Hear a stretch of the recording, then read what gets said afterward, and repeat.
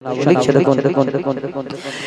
नबी अल अरबी नूरेर रबी आबे हयात या नबी अल अरबी नूरेर रबी आबे हयात तुमी रूहानी कुरान अमर परान या मुहम्मद तुमी रूहानी कुरान अमर परान या मुहम्मद या नबी अल अरबी नूरेर रबी आबे हयात या नबी अल अरबी नूरेर रबी आबे हयात तुमी ना एले धरा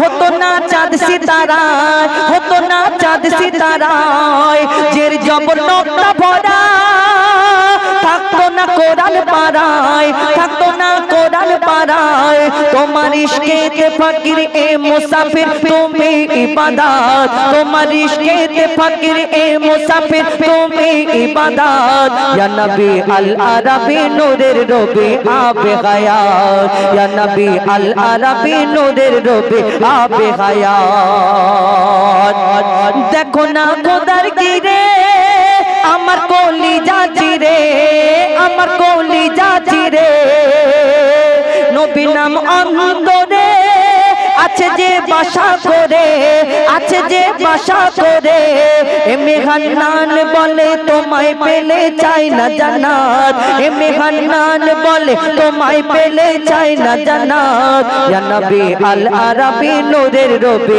আবে হায়াত ইয়া নবী আল আরবি নূরের রবি আবে হায়াত ইয়া নবী আল আরবি নূরের রবি আবে হায়াত এবার এবার ফরমাইশ মোতাবেক গজল আপনাদের সম্মুখে পরিবেশন করে শোনাব নতুন নতুন এবার হাবিল কাবিল প্রশ্ন করে হাওয়া আদমকে তোমরা আমাদের বাপ মা তোমাদের মা বাপকে আল্লাহ তাআলা লিখছে দেখো হাবিল কাবিল প্রশ্ন করে হাওয়া আদমকে হাবিল কাবিল প্রশ্ন করে হাওয়া আদমকে তোমরা আমাদের বাপ মা তোমাদের মা বাপকে হাবিল কাবিল প্রশ্ন করে হাওয়া আদমকে তোমরা আমাদের বাপ মা তোমাদের মা বাপকে বলো গো মোদের বলো কি তাদের নাম ছিল বলো গো মোদের বলো কি তাদের নাম ছিল মোদের দাদা দাদি নানা নানি আছে কোথায়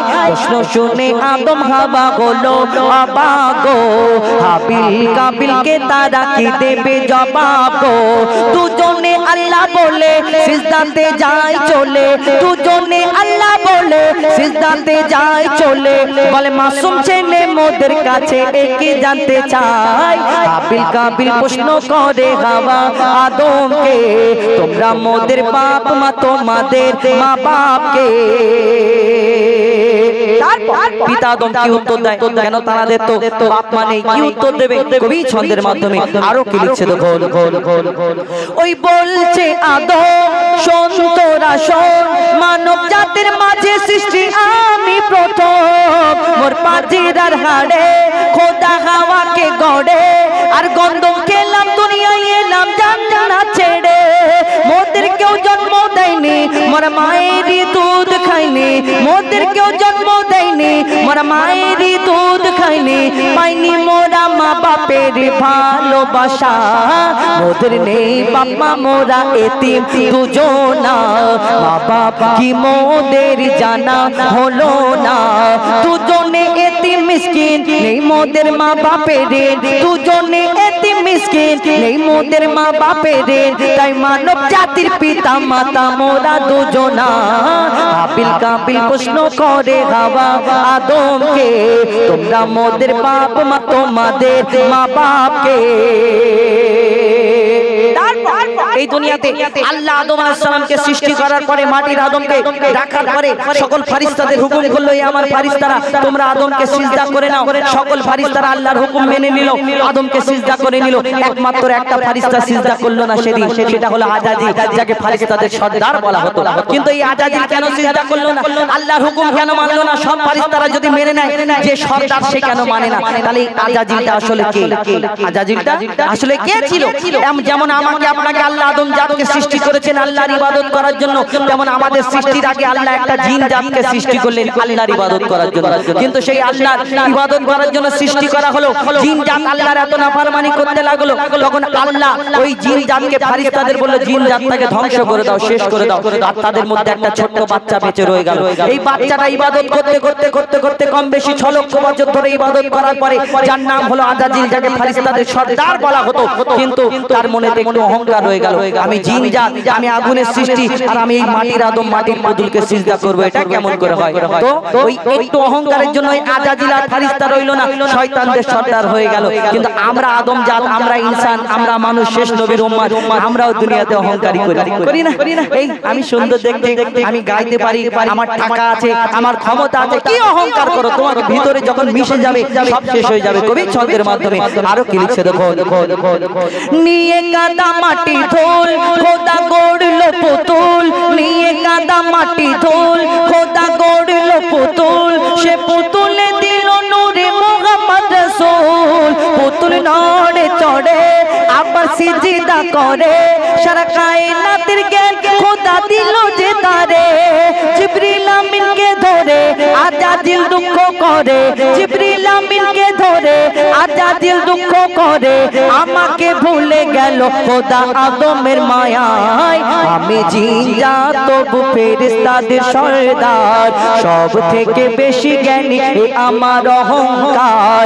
আগুনে আমার জন্ম আর মাটিতে গড়া আদম, আগুনে আমার জন্ম আর মাটিতে গড়া আদম, তাই আদম এসে সিজদা দেবে আমার দুটি পায়। হাবিল কাবিল প্রশ্ন করে হাওয়া আদমকে, তোমরা মোদের বাপ মা তোমাদের মা বাপকে।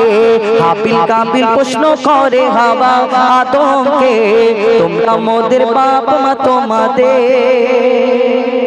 মা বাপকে। আর একটু আস্তে করে তাকবীর দাও, নারে তাকবীর। আস্তে বলি, আস্তে আল্লাহ আল্লাহ ভালো রাখুক। একবার একটু জোরে করে দাও, আস্তে বললো আস্তে, এই কিপটে একটু জোরে জোরে করে নারে তাকবীর। আল কোরআনের আলো, আল কোরআনের আলো, আল হাদিসের আলো, নারে তাকবীর। বাহ বাহ, আপনারা মন দিয়ে শুনুন। আল্লাহ আল্লাহ আল্লাহ আল্লাহ আল্লাহ আল্লাহ আল্লাহ আল্লাহ আল্লাহ আল্লাহ। সাত আসমান আর জমিনের মালিক আল্লাহ আল্লাহ আল্লাহ আল্লাহ। সাত আসমান আর জমিনের মালিক আল্লাহ আল্লাহ আল্লাহ আল্লাহ। সূর্যের ওই কিরণের মালিক আল্লাহ আল্লাহ। আকাশ ভরা ওই তারার মালিক আল্লাহ আল্লাহ। আকাশ ভরা ওই তারার মালিক আল্লাহ আল্লাহ। সৃষ্টির মাঝে তোমায় খুঁজে পাই আল্লাহ আল্লাহ আল্লাহ আল্লাহ আল্লাহ আল্লাহ আল্লাহ আল্লাহ। বলো আল্লাহ আল্লাহ। অপরূপ ওই প্রকৃতির মালিক আল্লাহ আল্লাহ। সুবিশাল ওই অরণ্যের মালিক আল্লাহ আল্লাহ। আকাশ ভরা ওই তারার মালিক আল্লাহ আল্লাহ। শুকনো ওই মরুভূমির মালিক আল্লাহ আল্লাহ। যা চাও তুমি তা করতে পারো আল্লাহ আল্লাহ আল্লাহ আল্লাহ। বলো আল্লাহ আল্লাহ আল্লাহ আল্লাহ।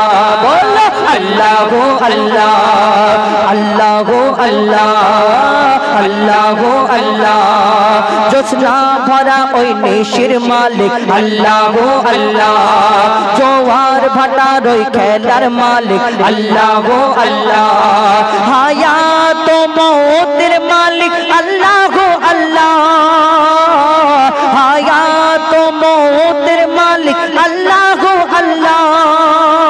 সৃষ্টির মাঝে তোমায় খুঁজে পাই আল্লাহ আল্লাহ আল্লাহ আল্লাহ আল্লাহ আল্লাহ আল্লাহ আল্লাহ আল্লাহ আল্লাহ আল্লাহ আল্লাহ আল্লাহ আল্লাহ আল্লাহ আল্লাহ আল্লাহ আল্লাহ।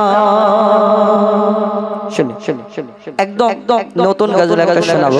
একদম এই গজল আমি এখনো পর্যন্ত গাইনি, আমার শুধু ইউটিউব চ্যানেলে ছাড়া। তারপরে ইনশাআল্লাহ